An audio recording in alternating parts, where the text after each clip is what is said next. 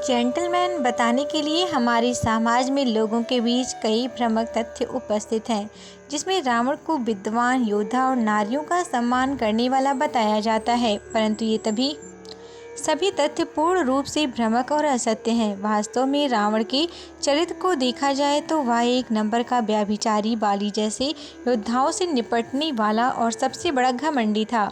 उसे यह लगता था कि वो बहुत शक्तिशाली है, इसीलिए त्रिलोक में जो चाहे वो कर सकता था। परंतु सत्य तो यह है कि उसने कई लोगों से लड़ाई लड़ी और उनमें पिटता रहा। इसके अलावा यह भी कहा जाता है कि वो अपनी बहन शूर्पणखा से बहुत प्रेम करता था, इसीलिए उसने लक्ष्मण द्वारा किए गए उसके अपमान का बदला लेने के लिए सीता का हरण किया था। लेकिन इस तथ्य में भी कोई सच्चाई नहीं है। इस लेख में हम आपको सीता हरण के पीछे की वास्तविक कथा से अवगत कराएंगे और यह स्पष्ट करेंगे कि असल में रावण ने माता सीता का अपहरण क्यों किया था। दरअसल रामायण की कथा में वचनबद्धता के चलते भगवान राम को 14 वर्ष का वनवास दिया गया और उसी दौरान वन में छलपूर्वक रावण के द्वारा माता सीता का अपहरण किया गया।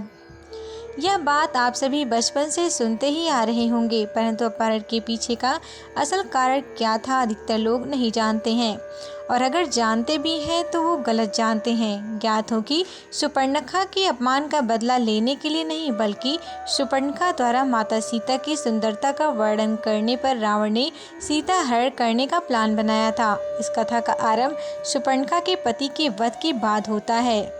रावण ने अपने घमंड के चलते अपनी बहन शूर्पणखा के पति का वध कर दिया था, जिसके बाद शूर्पणखा रोती हुई रावण के पास जाती हैं और उससे कहती हैं, ये आपने क्या कर दिया, मेरे पति को मार दिया। उसके बाद रावण उससे कहता है कि अब मैं तेरे पति को जीवित नहीं कर सकता, परंतु तू जिस किसी भी पुरुष पर हाथ रख देगी वह तेरा हो जाएगा। फिर क्या था, शूर्पणखा को एक तरह से रावण ने फ्री हैंड दे दिया। उसके बाद शूर्पणखा ने अपने जाल में कई ऋषि कुमारों को फंसाया। वन में विचरण करते हुए उसकी नज़र भगवान राम और लक्ष्मण पर पड़ी, जिसके बाद वह रूप बदलकर उनके पास जाती और उन्हें मोहित करने का प्रयास करती, परंतु वो ठहरे भगवान राम इतनी आसानी से हाथ कहाँ आने वाले थे।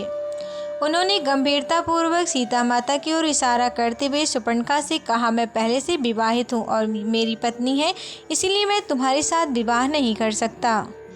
परंतु उन्होंने लक्ष्मण की ओर इशारा करते हुए कहा कि वो मेरे छोटे भाई हैं और दिखने में भी सुंदर हैं, उनके सामने आप विवाह का प्रस्ताव रखिए, आपको सफलता मिल सकती है। फिर शूर्पणखा लक्ष्मण के पास जाती है और उनसे विवाह करने के लिए कहती है, परंतु लक्ष्मण तो भाई लक्ष्मण थे, उन्होंने भी उसके प्रस्ताव को ठुकरा दिया। जब शूर्पणखा को लगा कि दोनों भाई मिलकर एक स्त्री के सामने उसका मजाक बना रहे हैं, तो उसने सीता पर ही हमला करने की सोची और झपट्टा मारा। फिर क्या था, लक्ष्मण जी का क्रोध 7वें आसमान पर पहुंच गया। उन्होंने अपनी कटार से शूर्पणखा के नाक और कान काट दी।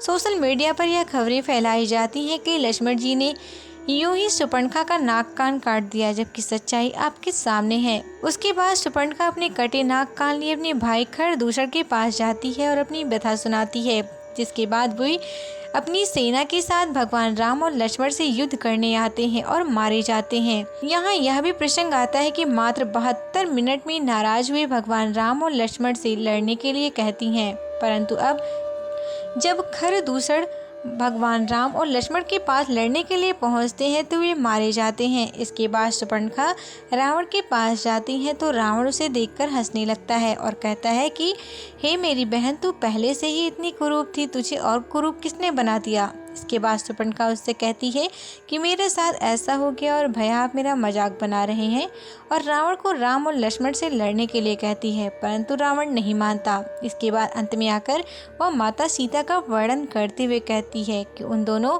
लोगों के साथ में एक स्त्री है जो कि बहुत सुंदर है। रावण सीता माता की सुंदरता का वर्णन सुनने के बाद मोहित हो जाता है और अपने मामा मारीच के साथ अपहरण करने की योजना बनाता है। इस योजना में मारीच हिरण का रूप धारण कर छल पूर्वक भगवान राम को वन में ले जाता है। इसके बाद पीछे पीछे लक्ष्मण भी चले जाते हैं। रावण इसी दौरान छलपूर्वक सीता का अपहरण कर उन्हें लंका ले जाता है। यदि इस कथा के निष्कर्ष को देखें तो हमें पता चलता है कि रावण कोई जेंटलमैन नहीं था, बल्कि वह अव्वल नंबर का व्यभिचारी और दुराचारी था, जो कि बलपूर्वक दूसरों पर हमेशा अत्याचार करता रहता था। Subscribe to our YouTube channel and press the bell icon to get the latest updates.